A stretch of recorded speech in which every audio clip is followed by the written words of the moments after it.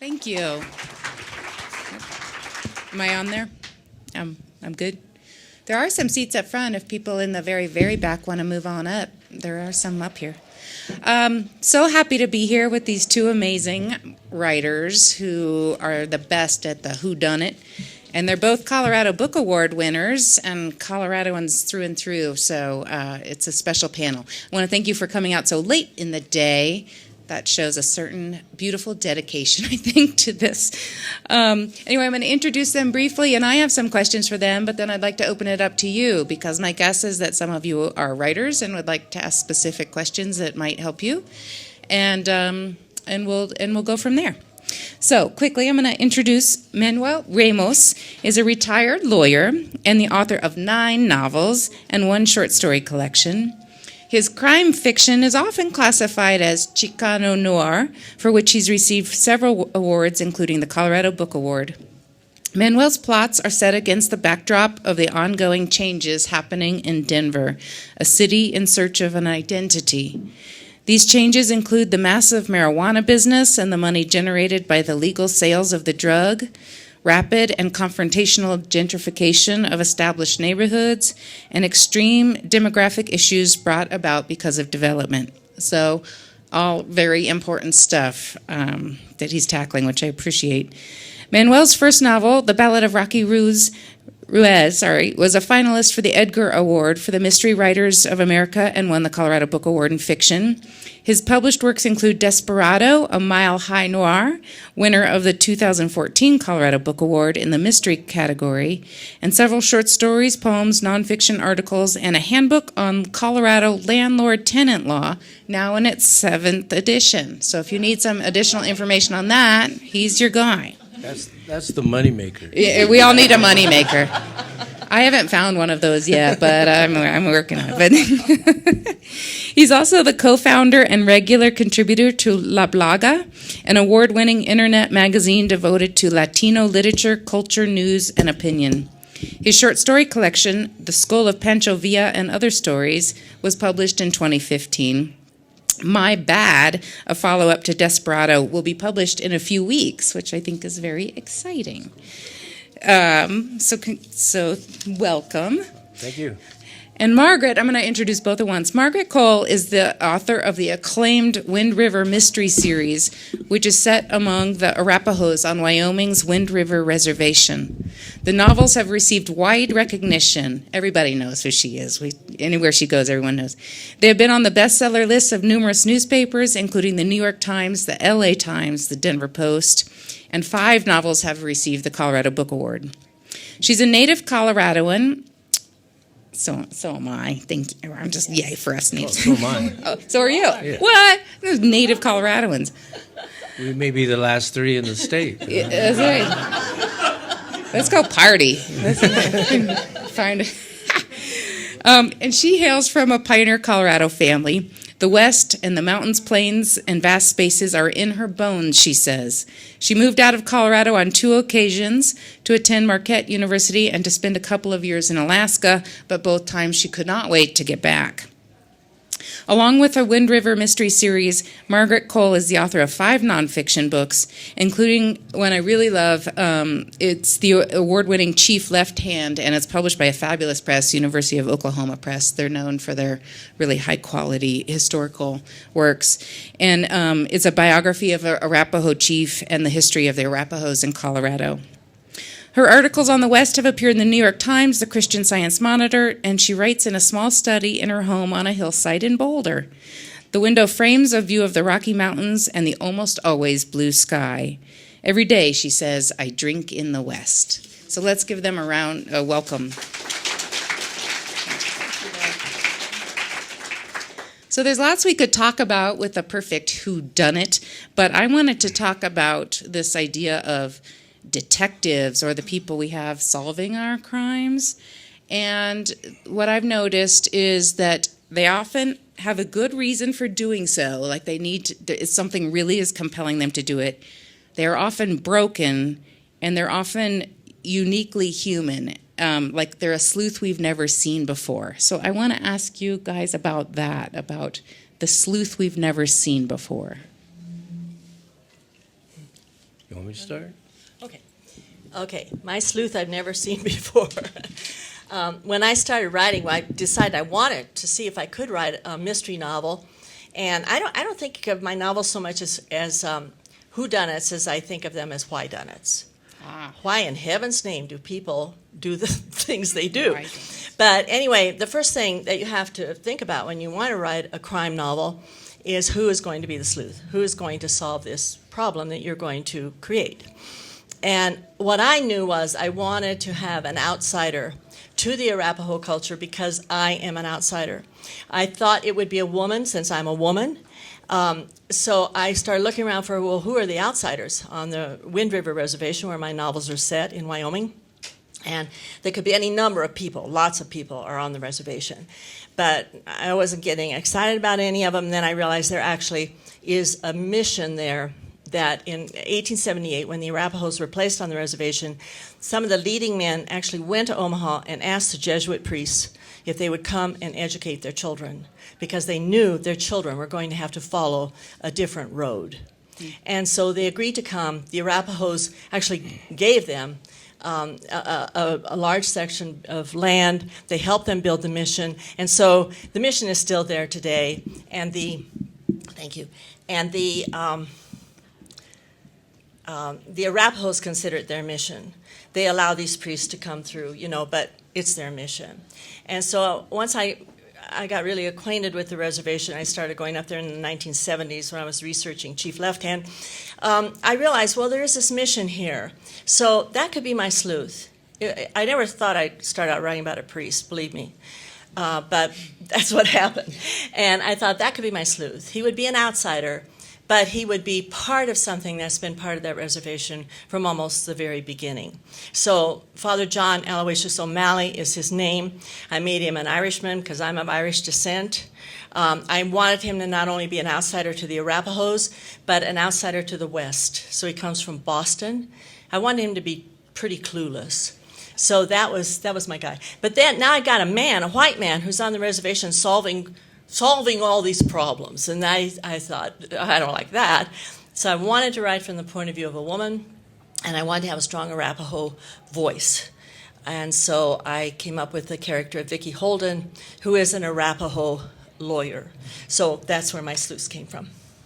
Terrific. Thank you.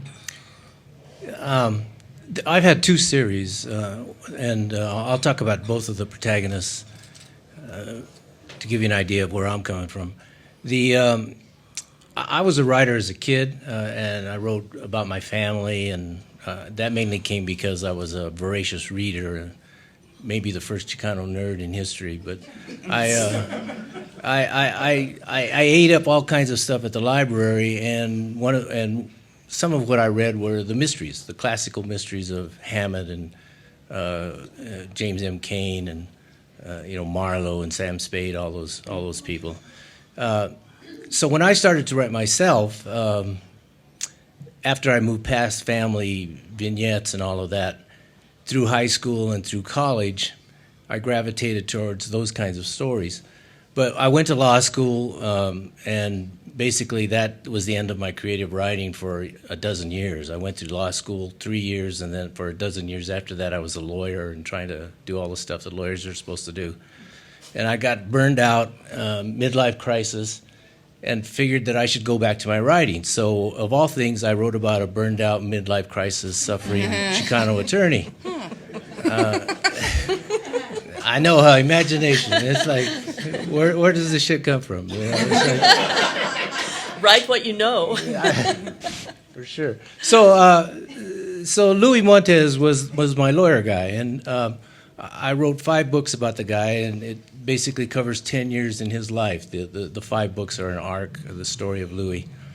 The second hero, or none of these guys are heroes, but Louie not only is suffering through a midlife crisis, but he's got all these insecurities about his past and identity and his role in the political movements of the 60s and the 70s, and the murder that he first solves in the Ballad of Rocky Ruiz traces back to that time. So he's got to deal with those issues. Gus Corral is my latest guy, and he's He's a resident of what we used to call the north side of Denver, but which is now called Highlands or Lohi or Wi-Fi or now we've got Rhino and Sobo, and it all started with Lodo, and the logo for Lodo was the dodo. I don't know if people knew that, but This is a anyway, poem you got going here. Anyway, Gus grew up on the north side when it was called the north side. He understood the community. It's where I've lived for the past almost 40 years now, and I've seen all the changes happening to that community. So I get ideas by simply walking around the neighborhood and checking out all the drama and the conflict that is happening because of the drastic changes, the population shifts, the gentrification, the demographic shifts. So Gus is a guy who grew up on the streets, is now trying to cope with the changes, and then of course there's a murder and he's accused. So he becomes a detective to figure out who really did this. I mean, he's got to help the cops out because they're zeroing in on him. And Louie becomes a detective because his clients basically get him into these fixes, and he has to help them out and resolve the issues that they're facing. So that's where they come from. So I love that he has a very good reason for doing what he does, which is to prove himself innocent. Gus, right. Yeah. Yes. And sleuths are often broken in some way. Yeah. Could you speak a little more, both of you, to the brokenness of your... Sure. Well, at the beginning of Desperado, which was the first book that Gus appeared in, it's actually based off a short story called The Skull of Pancho Villa. Yeah. And I kind of hedged a little bit. Gus actually becomes a detective because he has to find the missing skull of Pancho Villa, which was stolen from his sister's closet. And there's a whole history behind that about the actual theft of Pancho Villa's skull. Anyway, Gus has to find that skull, and along the way he becomes a detective, and then the murder happens. So Gus, at the beginning of that book, is living in his ex-wife's second-hand store on a cot in the back room. So he's pretty much at the bottom. Nice and broken. He's pretty much at the bottom. And he's got very dynamic sisters who have helped raise him, basically, and who have always thought that Gus was the smartest in the family, but he's never lived up to his potential. I know so many guys like that, So that's why Gus is where he's at. And his journey is basically trying to cope with the interconflicts that he faces, and at the same time maintain the slim identity that he's managed to manufacture for himself. Okay. Thank you. Yeah. Well, when I first started writing about my characters, Father John, especially in The Eagle Catcher, he was perfect. He was absolutely perfect. And I was about maybe a third of the way through the novel with this perfect man, and I was so bored. I thought, I'm going to have to kill this guy. He's supposed to be my sleuth, but he's got to go. So I had Nobody likes perfect Nobody. Who likes perfect people? So I had to back away for a while. I thought about him and thought, and I thought, well, he is Irish. I'm Irish. Maybe he's had a little problem in the past with, the drink. And so I gave him that problem. And so he's a recovering alcoholic. It opened up everything. It made all the difference in the world because he is broken. And he has, in his past, he's let down everybody who ever believed in him. And he's trying to stay sober, and he's also trying to redeem himself.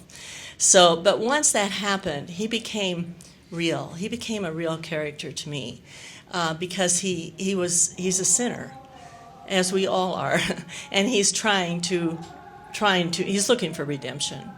And now he's lost his career, where he was on the fast track, to getting a doctorate and teaching at a prestigious university.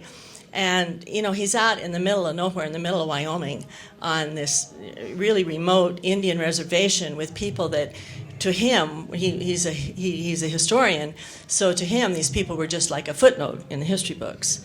And there he is, and he has to find his way. But he has so much empathy with the people on the reservation because he struggles along with them, many of whom have alcoholic problems, and also they deal with drugs and just addiction problems. He understands it. He gets it. So he became a whole different person once he became broken. And Vicky, I wanted her to be a traditional woman, but I also wanted her to have power. So I decided she should be a lawyer because we all know lawyers have a lot of power. But then I had to figure out how's this traditional woman who is married early, has children, does all the things a traditional woman on the reservation would do, takes part in the celebrations, the ceremonies, helps out with the elders, all these things. How does she become a lawyer? So I had to give her a drunken, abusive husband. I had to give her a reason to get away. And I really feel bad about that because I actually liked her husband, but he had to go. So she does leave him. She comes to Denver, she gets an education, she becomes a lawyer, and now she's back on the reservation, and her job is to help her people. That's her mission, to help her people, to use the white man's law to benefit her people, as opposed to the way it has been used traditionally, which was to harm her people. So she's broken. She has a lot of guilt. She has a lot of guilt about it. In fact, the grandmothers call her Hisesinihi, which means woman alone. And she is alone. And she's come back, and they say, they have sort of mixed feelings about her because here they say she has stepped out ahead of the men. She has become a chief. So she's not really totally welcome by the elders and by the grandmothers. And yet, on the other hand, I think there's sort of a little sense on the part of the grandmothers that they wish they might have had the opportunity or had the courage to do what Vicky did. So they're both struggling with things from the past, which come up all the time in all the novels. They're always having to deal with different things. I think broken, although there are heroes, broken people are what we can identify with, and so we love them for that. It sounds, in listening to both of you, that social justice issues or socioeconomic issues, justice around that, are important to you. And I was wondering if you could speak to the importance of that either in your writing or just in writing in general. What literature can do in that regard, reveal. Well, primarily I write fiction, but I think and I'm sure this has been said several times during the day here, but there's so much truth in fiction, and it's an excellent way to portray human drama that is rooted in reality, but still tells a good story. I mean, first of all, I'm a storyteller. I want to entertain my readers so that they will start, and once they get to page 50, not stop, that they'll continue until the end of the book. I want to recreate the experience that I had as a reader for my readers, if at all possible. So I have to tell a good story, but for me that means making the characters, the situations, reflect a reality that the readers will recognize. And in my community, in my neighborhood, in my culture, politics, social conflict, change are constants.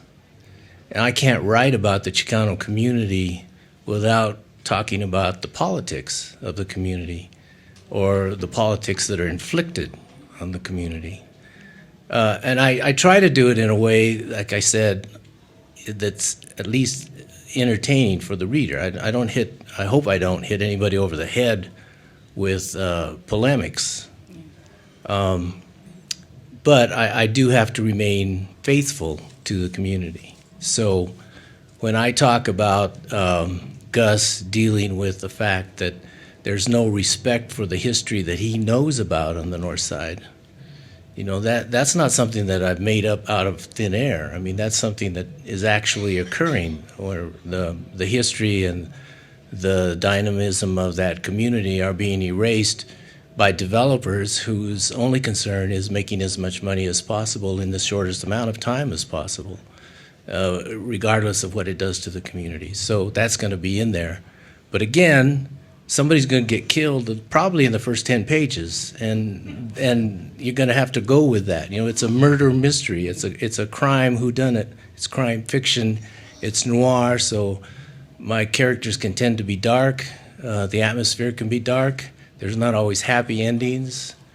But all of that, to me, is just part of the drama of living where I live in the North Side. I have to add here, I grew up there too. We've talked about Yeah, that. we have. I grew up on the north side. I think one reason that I love mystery novels, crime novels, and that I chose to write them is because they are social novels. They do deal with the real world. They deal with what's going on. And the characters have to be involved in politics or at least be aware of them. They're dealing with real things. It's not just what's going on in their mind. It's how do they act and interact and what are the consequences and how is the life where they are? What is it like to live on the reservation? What is it like to have to deal with so many of the things that the native peoples have to deal with, one of which is the past and the way the past has influenced their lives and continues to impact their lives today. And I deal with that a lot in my novels because I wrote history. I love history. And so I love to bring in all the history of the Arapahoes and how they're dealing with the old frauds, the old crimes that keep, coming up into the surface and have to be dealt with in new ways today. So I think there's a lot to mystery novels. I was just on a panel this afternoon about crossing genres, and I think mystery novels have pieces of lots of genres in them. And my novels have history. I have part of my novels are set in the past, so there's part of them are historical fiction. And as I say, there's social novels dealing with the real world. Thank you. Thanks. Well, we've talked about your sleuth, and we've talked a little bit about social issues. Now I just want to talk about villains, because villains are awesome. And I've noticed, or I've been thinking about this in a conversation I had with another mystery writer, that villains are often actually sometimes stronger or wiser. I mean, they need to be really a true battle for your protagonist. I mean, there's something, they're very clever, they're often very clever, very smart, very powerful, or they have money or something that makes them a worthy opponent. So I just wondered if you would talk about villains. Well, they're so much more fun to write about. A good villain, I mean, you can just throw all your angst into that character and deal with it. But you're absolutely right. In my view, at least, the villain has to be a real challenge to your protagonist, or why would the reader even care? I mean, if the guy's a dummy and is going to be, caught red-handed, then what's the fun in that? So they have to be a challenge, and that can come about in a lot of different ways. I mean, they can be very clever, they can be very organized, they can be very powerful, they can be very evil. But it's got to be some kind of challenge that goes to the core of my main character. I mean, the ideal villain in one of my books is going to be somebody, man or woman, who challenges Gus or Louie because they know or they understand Gus or Louie's weaknesses, and they can probe at that. And I like that idea, and I play around with that quite a bit. It's got to fit the scheme. It's got to fit the plot, of course. But those are the kinds of villains I like to write about. And then they can't just be so overtly bad and evil that the reader. I mean, you don't have to like any of these people, but I think the reader has to stay interested, has to care enough to find out what happens to them. And so you've got to balance the evilness or the powerful traits with the idea that there's got to be something there that the reader's going to attach to. Yeah, there's the old saying that you don't want to throw a 100-pound weakling into the ring with, Joe Louis or Muhammad Ali, So villains have to really be strong. They have to hold their own. I do not write about psychopaths. I allow other writers to do that. It's not going to be me. I'm not interested in that. I'm interested. Serial killers? I don't write about serial killers. No. I'm interested in what would drive somebody to take a human life. And in my novels, it's something so big, something that goes so much to the identity of that person that he or she, I'm an equal employer of, of villains, but that he or she is so threatened by the loss of whatever this is that they have to step in and try to prevent that loss.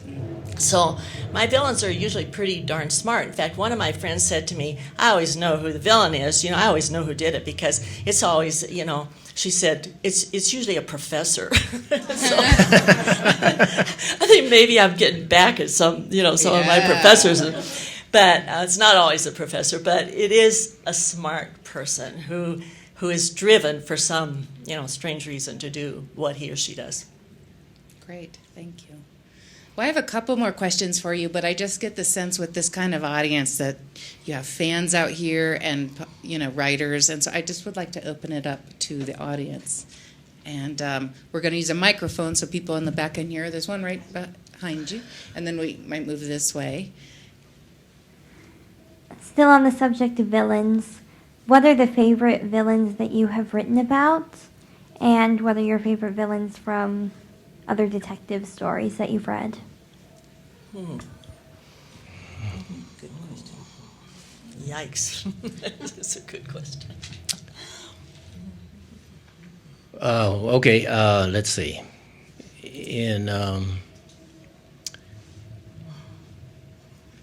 In My Bad, the book that's coming out in a couple of weeks, Gus faces a couple of villains along the way, and one of them is not really a villain but an antagonist in the sense that you're never sure what side he's on. He's a Mexican cop.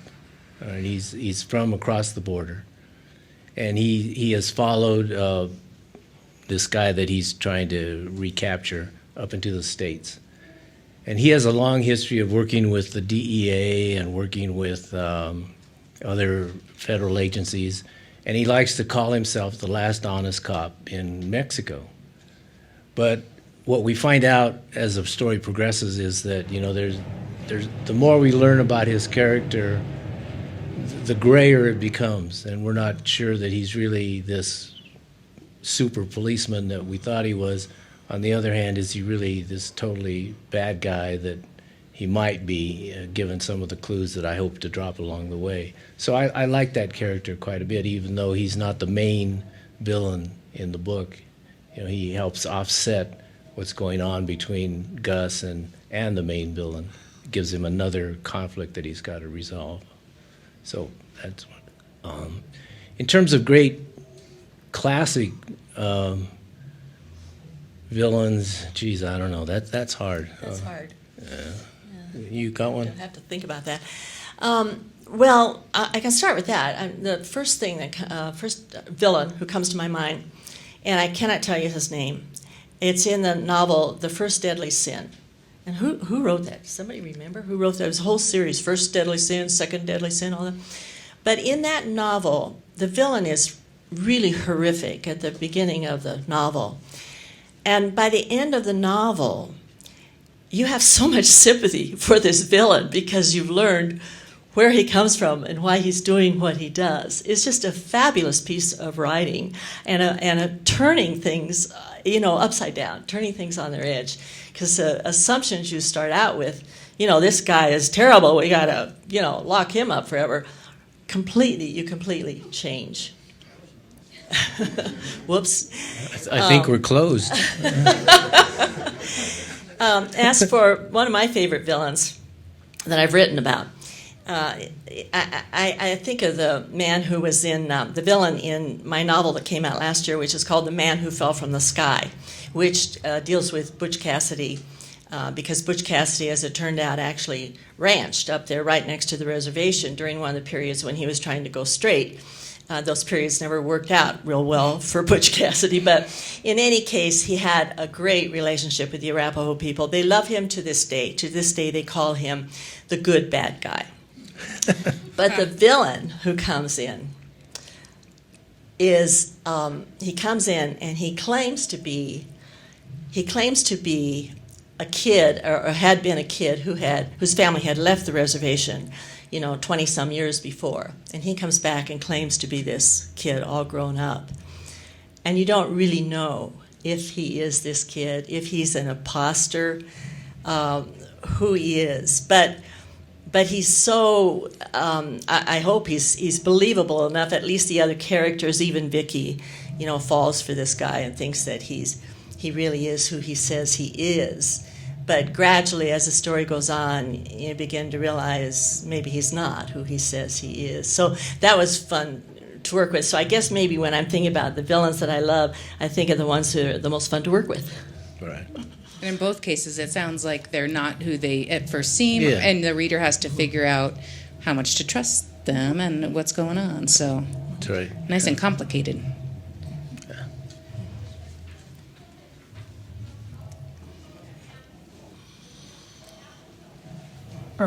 As most of you may know, if you look at Inspector Lewis or Inspector Morse, there's a murder a week in Oxford, Cambridge. And Mr. Ramos, I live in your neighborhood and I didn't realize we had that many homicides. My question really is, how would you operate if you could not have, or what is the power? How could you operate without a homicide in your novels? I mean, most mysteries involve somebody getting killed, and the joke was always made, there's just too many homicides in Oxford, Cambridge. But Yeah. Well, I don't think I could write a murder mystery without a murder. Now, but I've written short stories that are crime fiction that don't necessarily have a murder. And in fact, now that I'm thinking about it, most of my Chicano noir short stories just deal with some kind of darkness, some kind of evil that's going on, but there isn't necessarily a killing. Now, there could be, and there might be, and maybe off the page something's going to happen next, but the story itself often is just what's going on between these characters in this particular setting. My one bit of advice I got early on from somebody about a short story was to show up late and leave early, and so that's really what I try to do with the shorter fiction that I write. So in answer to your question, I'm not sure I could do it in a novel, but I have done it in short stories. I just thought of the author of The First Deadly Sin, and that's Lawrence Sanders. Let's see. What were we on? Oh, can you write a murder mystery without a murder? There's sure a lot of murders in certain towns. power of it. I mean, do you need that power for the story? That question, I was on a panel a couple of years ago with a Nevada bar, and that question came from the audience. And she said, you can write a murder mystery without a murder, but what would be the fun? So I think you do need. I think that the day probably is long past when you could write a mystery about who held up the local bank. We don't care. But we still care, and thank goodness we do, when a human life is taken. Now, a suspense novel, in a suspense novel, you know that something horrible is being planned, it's going to happen, and it's going to happen at the end. And the whole point of the novel is to prevent the murder or the whatever is going to happen, to prevent that from happening. That's a suspense novel. They're all part of the crime fiction. But they just have a few different things that they require. Mm-hmm. Thank you. For a bunch of hands. This is for, you were just talking about a suspense in your novel. Well, I think you have a tension in your novel. What's going to happen with Vicky and the priest? I mean, I'm tense through the whole thing. You know, when I wrote the first novel, The Eagle Catcher, my goal was to write a novel. I had written 4 or 5 nonfiction books, and my goal was to write a novel. Because I think that as a writer, if you're a writer, I don't care what you write. It's my belief you really want to write a novel. It's like being a climber, a mountain climber. If you're a mountain climber, you really want to climb Mount Everest, you know. So I thought, I'm going to write one novel. So I was writing it, and I realized I've got this tall, good-looking, red-headed, really sharp, really smart priest. And I've got this beautiful Arapaho woman, and they care about the same, very intelligent, and they care about the same things.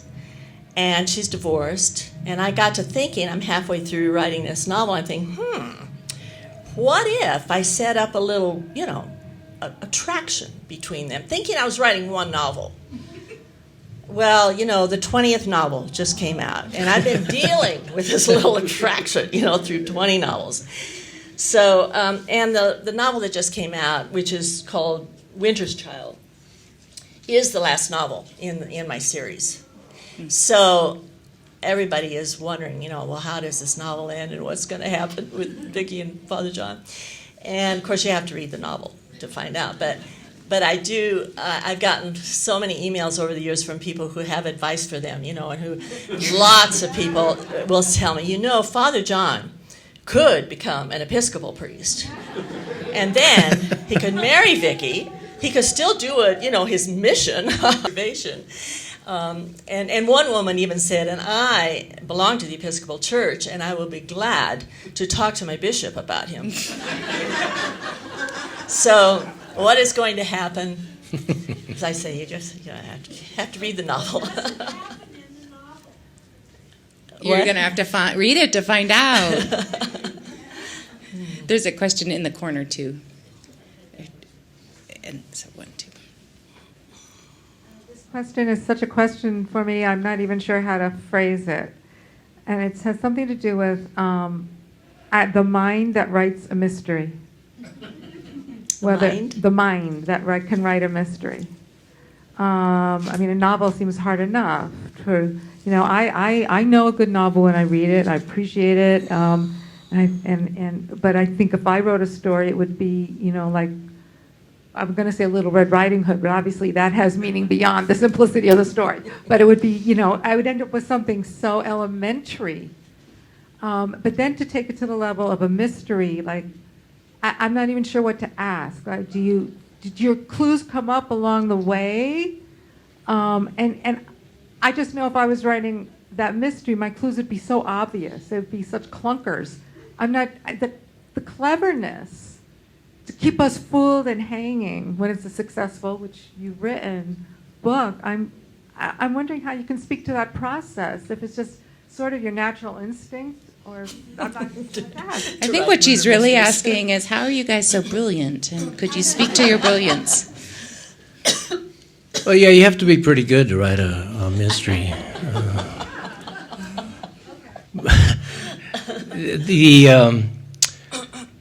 I can't explain it, and I would never try to teach anybody how to write. I can teach people how to read, I think, and I can talk about writing, and I can even ask students to practice some of the things we've talked about. But you know, actually teaching or talking about how to do it sounds really vague to me. I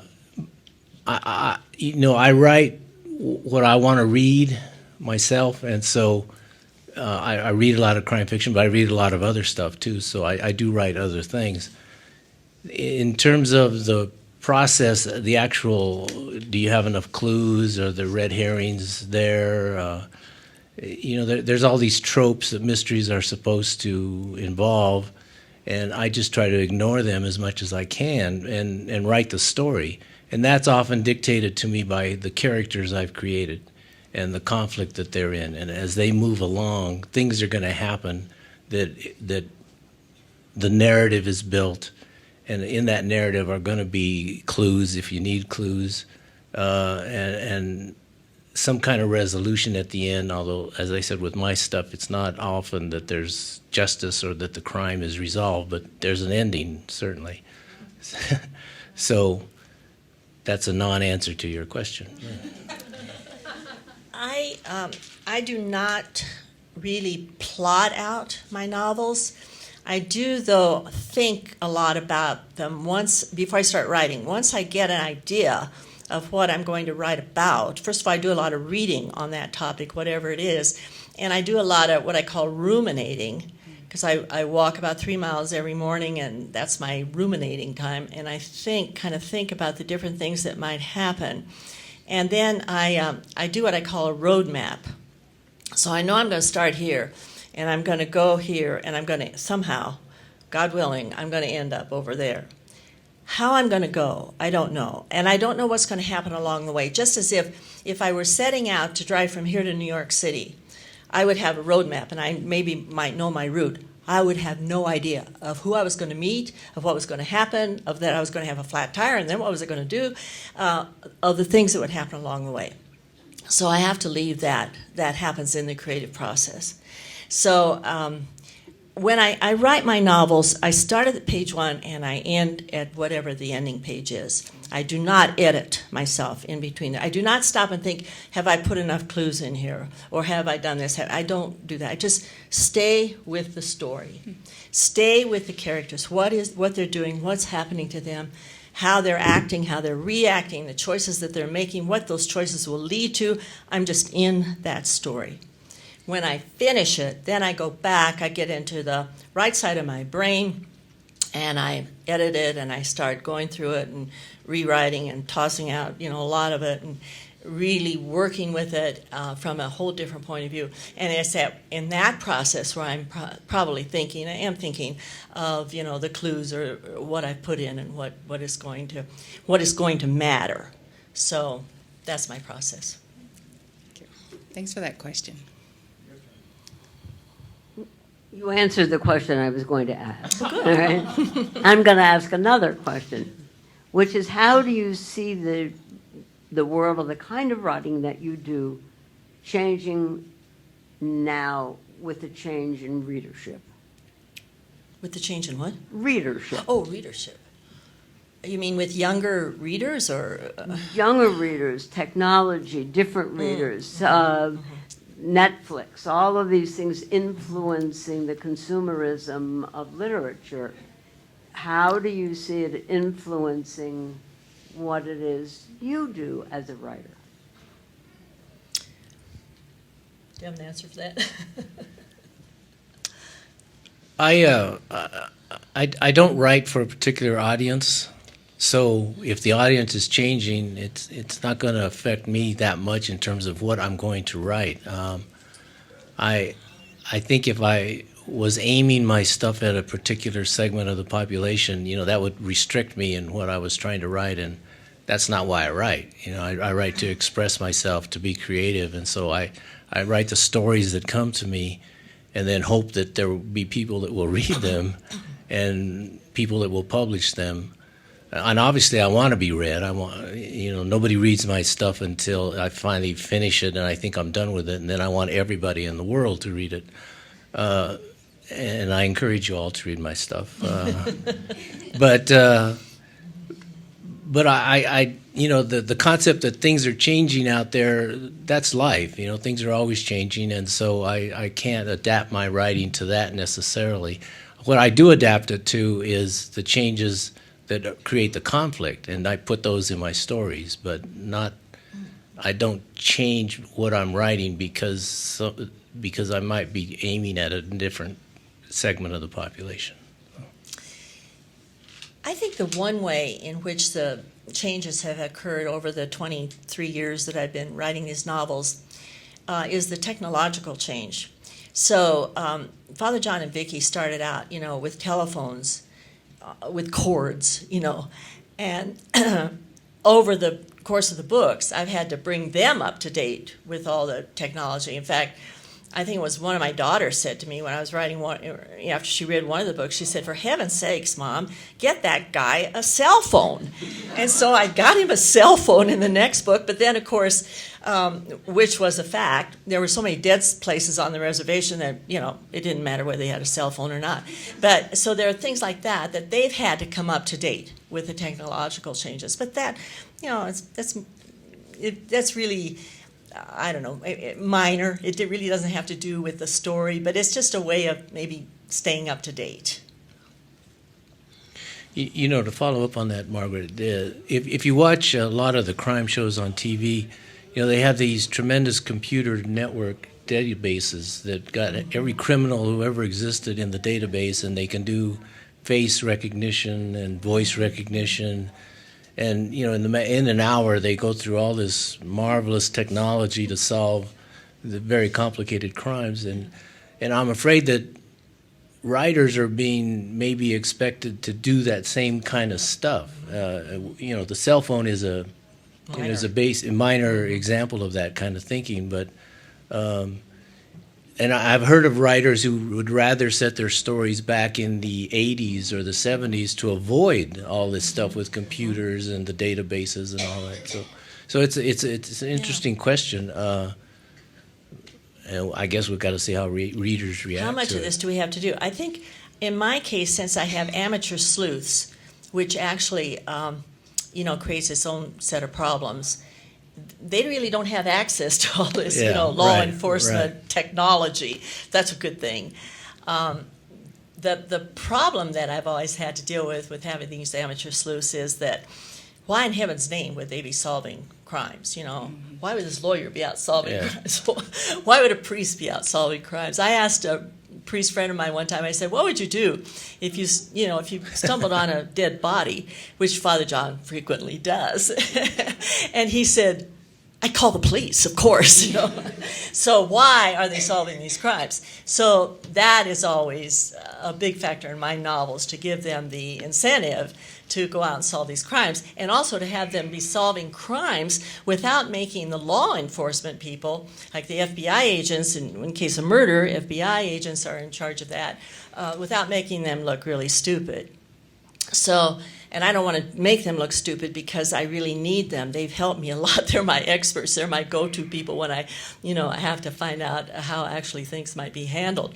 So I can't make them look stupid in the novels. So how do I have these amateur sleuths solving these crimes without making the people who ought to be solving the crimes look like they don't know what the heck they're doing? So. Nice. And I could be putting words in your mouth, and I don't mean to at all, but part of the question also seemed to be a segment of it, of what do we do with fewer people buying and reading books in the first place if they're reading blogs or watching TV. And I think that's one reason we're so grateful you're here, and that I'm always encouraging, and I'm sure they do too, like, buy people books. A sweater never changed a life, but a book did. And so for all those gifts you need to give, buy books.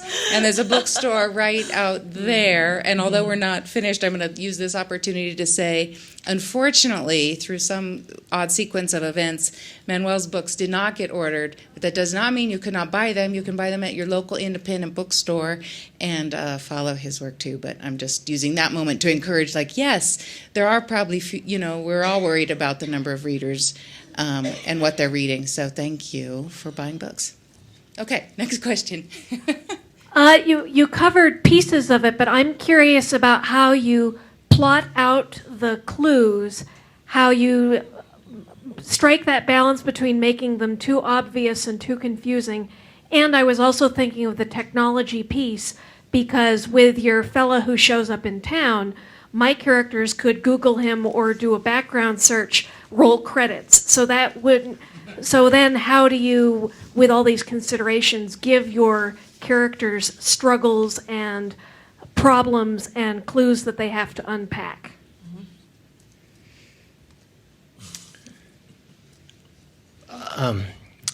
Like Margaret, I don't outline. I don't necessarily plot ahead. My writing is organic, and so I have at the beginning characters in mind, and I put them together, and there's going to be some kind of conflict that comes out of that. And this is what I was saying. I would have a hard time explaining the writing process, trying to teach it. When the crime is committed and my protagonist is faced with trying to resolve it for whatever reason, the sequence of events have to not only be logical, but they have to also be part of the good story. So I can't just make something up because I want to have a clue there to expose it to the readers. That would be very mechanical. So it's all got to flow from my imagination. Finally, when I get to the end, again, like Margaret, I go back and read through it and make sure that it is cohesive, and that and I've often, well, sometimes, I've had to add things because what I thought was in there turned out not to be in there, and so I had to include it. But again, it's got to fit the flow. It's got to be part of that overall story.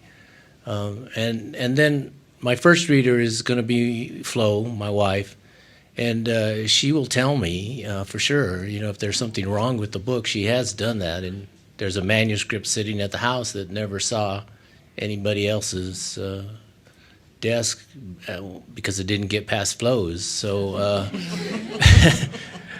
that helps a lot. That there is a reader or two that I can go to when the book is finished that will tell me if the flow is there, if it's cohesive. But I can't be mechanical about it. As for the character who shows up and pretends to be someone that he isn't, the other characters do Google and they do check him out and all that, but he has assumed another identity. And so everything checks out just fine, So I don't want to tell you too much about that. I don't want to give this story away, but anyway, but they do use the technology for that.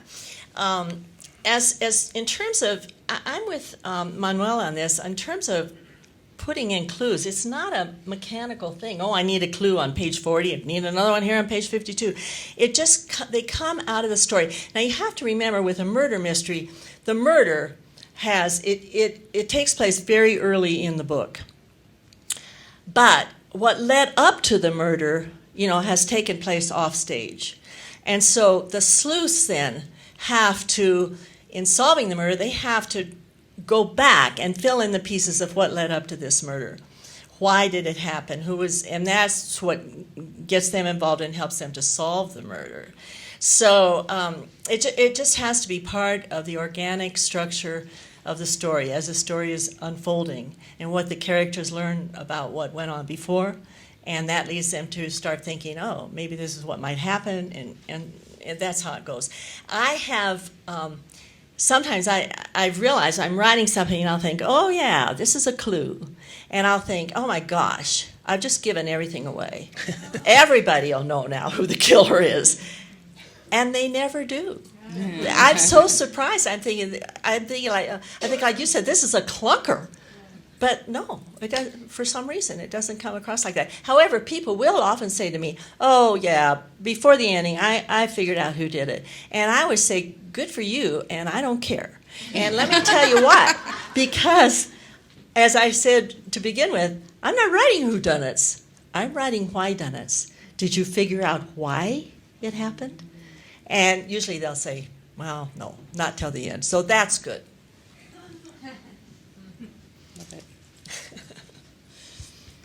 What are the challenges and opportunities you both face about writing either from inside a culture that you know well or from the outside of a culture that you know well as well, but which isn't your own? Mm-hmm. You can do the inside. I'll do the outside. Okay, go ahead. I think I write about the Arapaho people because I fell in love with them as a kid. I grew up here in Colorado. I grew up in Denver. They were the people who lived here. And from very young, I'm a fourth-generation Coloradan, so my family's been here for a very long time. And I was always interested in the people who were here before my family came, and the people like me, came. And those people were the Arapahos, the Cheyennes on the plains, the Hispanic people who were here. There were all kinds of people who were here in Colorado, and I was always interested in them in my reading, I became very, very interested in the Arapahoes.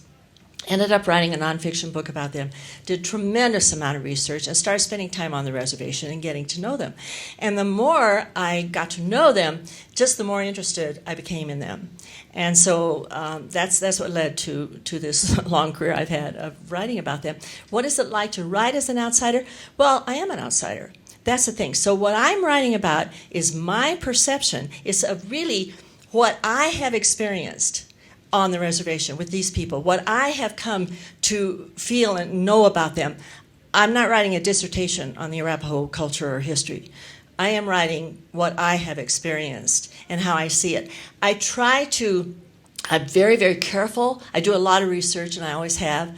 I also, when I finish a manuscript, I send it to a couple of friends of mine on the reservation, and they read it. They've read all my manuscripts. I don't want to say something that is really offensive. And there have been times I've been with them on the reservation and people will tell me things, usually has to do with their spiritual beliefs, and then they'll say to me, but you can't write that. And I never have. In fact, it's like, whenever they say that, it's like it just goes out of my mind. I don't even remember it. So, but I want to make sure, that I don't, the impression I want to leave with my readers, because I know people all over the world will pick up or might pick up one of my books. It may be the only book they ever read about the Arapaho people. And I just want to leave them with as accurate a portrayal, from my understanding at least, as accurate a portrayal as I can of these people. Thank you. I just wanted to say that I congratulate Margaret because she really does a fine job of what she's talking about. And the tribe, in fact, has acknowledged her and said that they respect what you do and they like what you do. And I think that's a great honor, and that I had my doubts when I first heard about what she was doing, whether it was exploitation or whatever. But, I've seen what she's written over the years and the reaction from the tribe. So, congratulations. Thank you. Thank you. Now, the culture that I write about called Chicano, Latino, Mexican American. It's about people who have lived in the United States, who born and raised in the United States, but have a certain relationship to Mexico, either through their grandparents or parents or through some other connection. And that community is all over the country now. What I write about is the piece of that community that I know about in the city of Denver, which again is, reducing the culture that I'm writing about to that specific thing. And this is going to sound strange, but the problem that I've had with doing that is sometimes I take myself too seriously. I've got to remind myself I'm not a spokesman for Latinos. I'm not the voice of the oppressed or the exploited.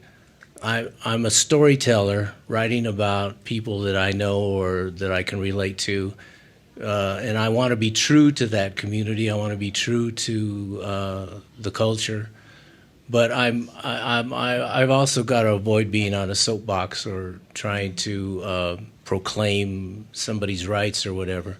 So that to me has been the difficult part of that, which may sound a little, I think it does sound unusual, but it's a very real thing for me that I keep myself in check and remind myself that this is a murder mystery. It's a story. It's got to have a grab for the attention of the readers. And as long as I'm not exploiting the people that I'm writing about, I feel comfortable doing it.